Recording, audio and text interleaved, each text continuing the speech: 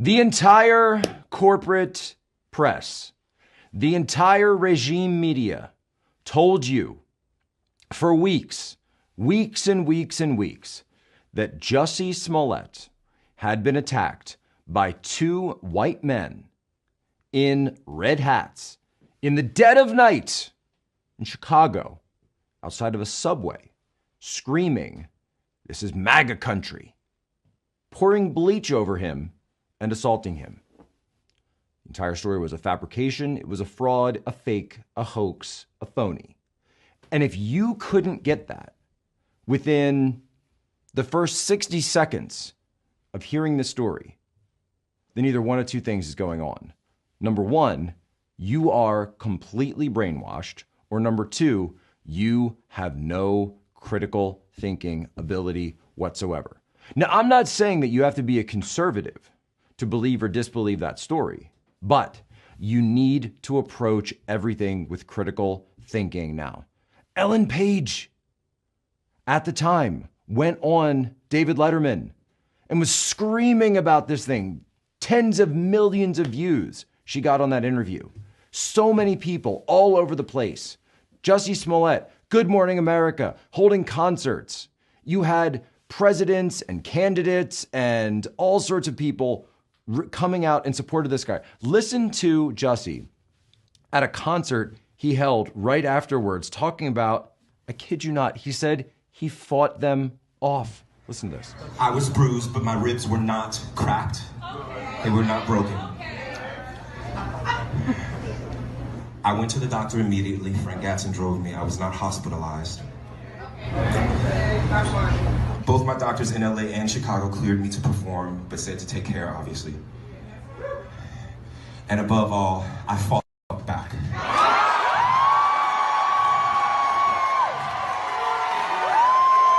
I'm the gay Tupac.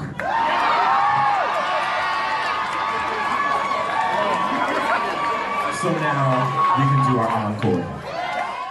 Famously, Kamala Harris, senator at the time, wrote, "Jussie Smollett is one of the kindest, most gentle human beings I know. I'm praying for his quick recovery." This was an attempted modern-day lynching. He was found with a rope around his neck that he had placed there. Alexandria Ocasio-Cortez, representative, wrote, "There is no such thing as racially charged. The attack was not possibly homophobic. It was a racist and homophobic attack. If you don't like what's happening to our country, then work to change it. It is no one's job to water down or sugarcoat the rise of hate crimes." Joy Ann Reid, "Nooses never really disappeared as messages of a specific kind of terror. But every time they're used, my God, it's chilling. Praying for Jussie's full recovery and for us all." You know, I checked, by the way, Joy Reid has never actually followed up on any aspect of the Jussie Smollett trial after this. But you know who did follow up was Kim Foxx.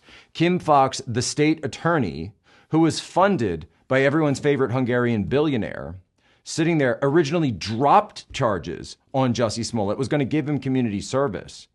The mayor, the police of Chicago said, He put us through that much. He made us send 26 officers to investigate this thing. $100,000 investigation, no way. And then what did Jussie do? He went up and perjured himself for hours. And this is something, and you're not going to hear this anywhere else. So Jussie probably wasn't looking at jail time, right, prior to this.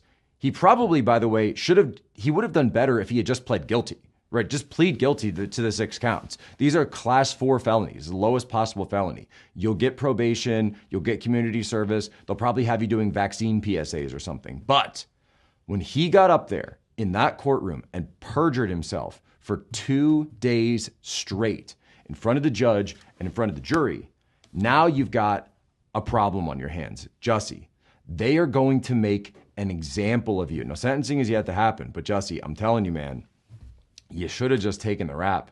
You should have just taken the heat. Own up for what you did. That's one thing they used to teach us in the Navy. When you're wrong, admit what you did. When you're wrong, stay wrong, admit it, correct it. Don't lie. The lie, the cover up is always what makes it worse, is what makes it bigger. So Jussie, you might actually be going behind bars because you are pathologically incapable, just like Alec Baldwin, of telling the truth. There's a lot of that going around, and it's in Hollywood. Ladies and gentlemen, stop listening to celebrities. This is Charlie Kirk, founder and CEO of Turning Point USA. If you liked this video, be sure to subscribe to our YouTube channel at Turning Point USA.